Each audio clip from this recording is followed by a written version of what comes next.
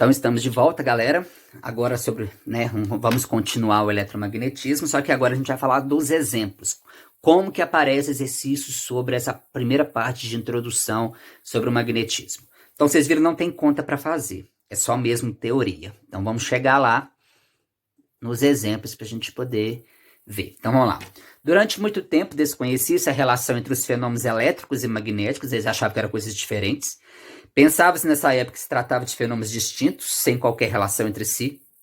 No entanto, bastou um experimento para provar que esses fenômenos estavam interligados.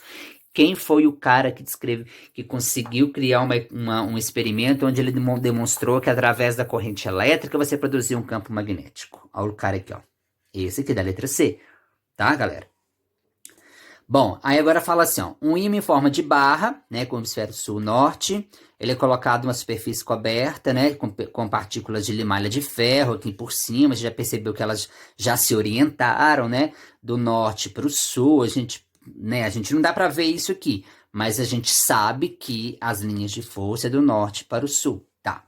Aí vamos colocar 4 pequenas agulhas de bússolas aqui, e ele quer que você represente a orientação dessas bússolas, galera, tá? Das agulhas da bússola em cada posição que vai ser colocada aqui ao redor do ímã. Então, vamos lá. Então, vamos começar pelo ponto 1. Então, se aqui no ponto 1 a gente tem aqui próximo dele o polo sul de um ímã, então você tem que lembrar que a agulha, a setinha da agulha, ela é como se fosse o polo norte, né? Ela é o polo norte da agulha da bússola. Então, se ela é o polo norte da agulha da bússola e ela está próxima ao polo sul, elas têm que se atraírem. Então, se eles têm que se atrair, a primeira alternativa que a gente tem é essa aqui, ó. Tá? Aí a gente fica na dúvida entre essas outras aqui, ó. B, C e D. Só que eu já coloquei a resposta que é a letra C, mas vamos chegar nela então. Vamos lá. Aí depois passamos a agulha para cá, ó. Então, aqui, ó, o que está acontecendo? A bússola já estava, ela estava virada para cá, a agulha, para a direita. Só que na hora que a bússola vem para o ponto 2, galera, ela vai inverter, vai ficar virada para a esquerda. Por quê? Porque ela está caminhando para o polo norte do ímã. Aí, polo norte da agulha com o polo norte do ímã vai se atrair? Não. Então, ela tem que virar para a esquerda para começar a se repelir. Porque na hora que ela chegar aqui no ponto 3, a agulha da bússola, ela vai ter que estar apontada para a direita. Por quê? Norte com norte se repele. Olha lá, ó. Norte com norte se repele. Tá? E na hora que a agulha vem para o ponto 4, ela inverte, ela vai vir para a esquerda. Por que ela vai vir para a esquerda? Porque ela já tem que estar virando para poder ficar apontando para a direita aqui na hora que ela chegar no ponto 1. Então, por isso que é a alternativa letra C, que é a resposta correta, galera. Bom, então a respeito do desenvolvimento dos estudos relacionados com magnetismo, marque verdadeiro ou falso. Então, vamos lá. Os primeiros estudos realizados na área do eletromagnetismo foram feitos por Aristóteles, não foi Tales de Mileto, não, galera? Então a primeira afirmativa está falsa. A utilização da bússola provavelmente foi a primeira aplicação prática do magnetismo? Sim, a invenção da bússola foi a primeira aplicação prática do magnetismo. A relação entre magnetismo e eletricidade só foi aceita no século XX, eu acho que foi século XIX, hein? No século XIX não foi por Faraday, foi por Ørsted, né? Foi o Ørsted lá o Hans lá que descobriu, que interligou essas duas partes da física. Então, que tá errado, tá? Depois, o experimento de Ørsted, realizado no século XIX, abriu caminho para os estudos relacionados. Agora sim. Então, é a letra E, tá, galera? Bom, assinala a alternativa opção correta. Aqui eu coloquei a letra C. Mas vamos analisar. Ó. Ao cortarmos um ímã ao meio, dividiremos o polo norte do polo sul? Nunca. B. Um ímã é formado por cargas positivas? Não, ele é formado de uma rocha, de um minério, né? Então não é. E mesmo assim não é carga positiva, é polo norte e polo sul, né? Mesmo assim não é formado por cargas positivas, ele é formado por um mineral. Letra C. Ao cortarmos um ímã no meio, cada metade se tornará um ímã com polos norte e polo sul. Verdadeiro. Então, já achamos a resposta. A questão número 5. Ele vai te dar aqui duas barras, dois ímãs colocados próximos. Aí a gente vai perceber que a formação da limalha de ferro que dá as linhas de força, e a gente vai ter que analisar se isso aqui é polo norte ou polo sul com polo norte com polo norte. Vamos lá. Pelo desenho das limalhas de ferro, galera, dá para você saber. Ó, se uma limalha de ferro tá saindo e chegando na outra aqui, a linha de força, então quer dizer que um é polo norte e o outro é polo sul. Não dá para saber o que é o norte e o que é o sul, mas dá para você afirmar com certeza que eles têm polaridades diferentes. Então, no primeiro desenho é polo norte com polo sul. Agora, olha no segundo desenho, galera. O segundo desenho, as linhas de força aqui no meio, ó, elas não passam pelo meio. Se não passa pelo meio, quer dizer que esses dois ímãs, a polaridade deles, os polos deles, são iguais, galera. Ou é sul e sul, ou é norte e norte. Então, a única opção correta que a gente tem é a letra D, que representa toda essa situação aí. Bom, agora olha essa questão, galera, interessante. Ó. A figura mostra o nascer do Sol. 2 pontos, ó, dos pontos A, B, C, D, qual deles indica o sul geográfico? Então vamos lá, você tem que lembrar o seguinte, nas aulas de geografia. O Sol nasce no leste e se põe no oeste, não é isso, galera? Então vamos lá. Ó, se aqui é o leste, galera, então se aqui é o leste, isso aqui vai ser o norte geográfico. Se aqui é o norte geográfico, o D só pode ser o sul geográfico, né, galera? Então, aqui, a bússola, aqui, no caso, aqui, ó, essa parte que seria o polo norte da agulha, porque está apontando para o hemisfério norte da Terra, onde fica o polo sul magnético. Só que não está te perguntando o polo sul magnético, não. Se fosse o polo sul magnético, seria o B, mas ele te pediu o sul geográfico é o D. Então, por isso que a resposta é a letra D, galera. Bom, então uma bússola, olha o próximo exemplo, ó. Ela tem uma agulha, né, magnética orientada com o polo M, indicando Roraima. Aí você vai pensar, Roraima é lá no norte do Brasil. E o outro ponto N está indicando o Paraná, lá no sul. Então, olha aqui, ó, se esse ponto M está apontando para o hemisfério norte da Terra, é porque lá fica o polo sul magnético. E para ele estar apontando para o polo sul magnético, esse ponto M, ele só pode ser um polo norte. Então ele está te perguntando, quais são os polos magnéticos M e N? Então o M vai ser o norte e o N vai ser o sul, porque está apontando para o Paraná.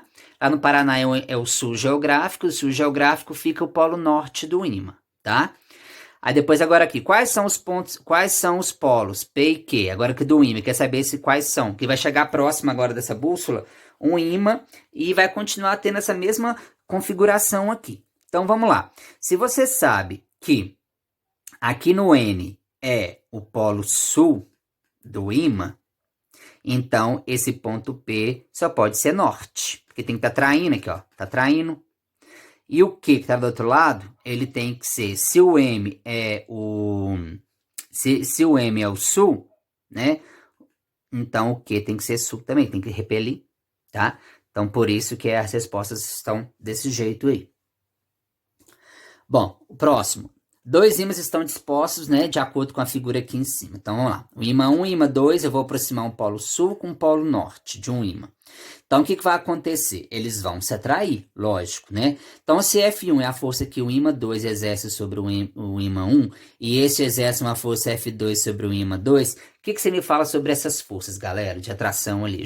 Eu falei, na hora que eu expliquei a matéria no slide passado, não que eu expliquei a matéria, eu falei que os ímãs, a força magnética, obedece à terceira lei de Newton.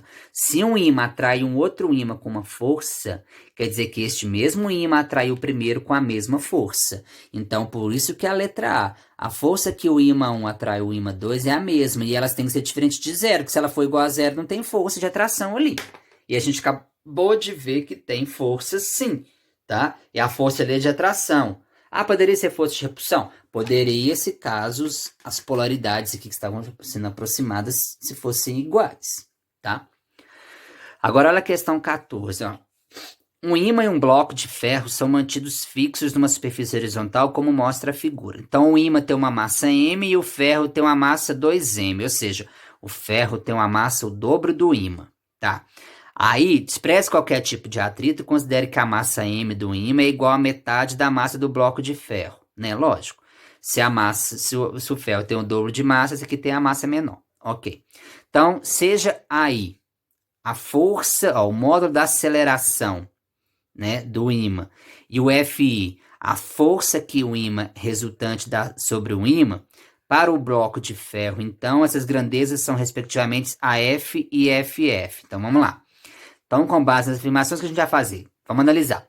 Será que a força que o ímã atrai o ferro é a mesma força que o ferro atrai o ímã? Será que obedece à terceira lei de Newton? Sim. Então, a gente fica na dúvida letra A e letra B, tá? Agora, vamos ver a aceleração. A gente estudou a segunda lei de Newton no primeiro ano. Força resultante igual a massa vezes aceleração. Eu falei para vocês que a massa é inversamente proporcional à aceleração. O que quer dizer isso? Aquele corpo que tem menor massa, ele acelera mais. O corpo que tem mais massa, acelera menos. Então, olha aqui, ó. O ferro, como tem o dobro de massa do ímã, o ferro vai mais devagar do que o ímã. Ou seja, a aceleração do ímã é 2 vezes maior do que a aceleração do ferro. Lógico, se o ferro tem o dobro de massa, ele vai ter a metade da aceleração com que o ímã tem. Ou o ímã tem o dobro do ferro de aceleração, ou o ferro tem a metade da aceleração do ímã, tanto faz. Então, por isso que é a letra B, galera. A questão 21 agora. Assinale a opção que apresenta a afirmativa correta a respeito dos fenômenos eletromagnéticos. Então, vamos lá. É possível isolar os polos de um ímã? Não tem como. Você vai partir o ímã, você vai dar origem a outro ímã com 2 polos diferentes. Imantar um corpo significa fornecer elétrons a ele? Não, galera. Imantar um corpo é você fornecer para ele propriedades magnéticas. Tem nada a ver com prótons e elétrons. Letra C. Ao redor de qualquer carga elétrica, existe um campo elétrico e um campo magnético? Bom, aqui tem uma pegadinha. Ao redor de qualquer carga elétrica, mas essa carga elétrica tem que estar em movimento. Se não houver movimento da carga elétrica, não existe campo magnético, galera. Tem que ficar esperto nisso. Tem gente que acha que porque tem carga elétrica ali próxima, o corpo eletrizado, por exemplo, um corpo eletrizado com uma carga positiva ou negativa, ali ao redor dele tem um campo elétrico, tudo bem, mas nem sempre vai ter o campo magnético. Só vai ter campo magnético se houver movimentação dessa carga elétrica. Ou seja, o próton não pode movimentar, que a gente estudou na corrente elétrica. Então, só pode movimentar elétrons. Então, se o elétron não se mover, nós não temos campo magnético, não. Letra D. Cargas elétricas em movimento geram campo magnético. Aí sim, tá? Agora, essa questão número 6, galera. Uma bússola com uma agulha orientada, inicialmente na direção norte-sul. Então, a gente pode ver que aqui, ó, a agulha está apontando para o norte geográfico. Por quê? Porque no norte geográfico fica o polo sul do ímã magnético da Terra, tá? Aí, essa bússola vai ser colocada entre um ímã em forma de U com os polos aqui de acordo com o desenho. Aí ele quer saber como é que vai ficar a orientação dessa agulha resultante. Por que resultante? Porque aqui, pessoal, a agulha vai ficar sujeita a 2 campos magnéticos. O da Terra e o do ímã. Então, provavelmente ela não vai ficar retinha do jeito que está apontando para cima, não. Porque ela vai sofrer influência do outro campo magnético do ímã. Então, vamos analisar. Se o polo norte está para cá, polo sul para cá, então as linhas de força saem do polo norte, vêm da esquerda para a direita, as linhas de força, então o campo elétrico é na direção da direita, né? No sentido aqui da direita para a esquerda, tá. Aí o que vai acontecer? Como a ponta da agulha é o hemisfério norte, é o polo norte do ímã, então polo norte com polo sul magnético, né, aqui no caso, se atrai. Então a bússola ela vai ficar meio na diagonal. Na diagonal aqui ele vai ficar no sentido aqui, ó, noroeste. Então por isso que a afirmativa correta é a letra A. A bússola vai ficar meio na diagonal porque ela vai estar sofrendo influência de 2 campos magnéticos, o da Terra e o do ímã, que ela está próximo. Ok, galera? Bom, espero ter ajudado essa parte de magnetismo para vocês aí, que é muito importante também, bem interessante, é uma matéria muito interessante, tá? Na próxima videoaula, da próxima semana, a gente vai falar do campo magnético, a gente vai aprender a calcular esse campo magnético aí, tá? A gente vai aprender a direcionar ele, sentido, tá? Na próxima videoaula, galera. Até a próxima.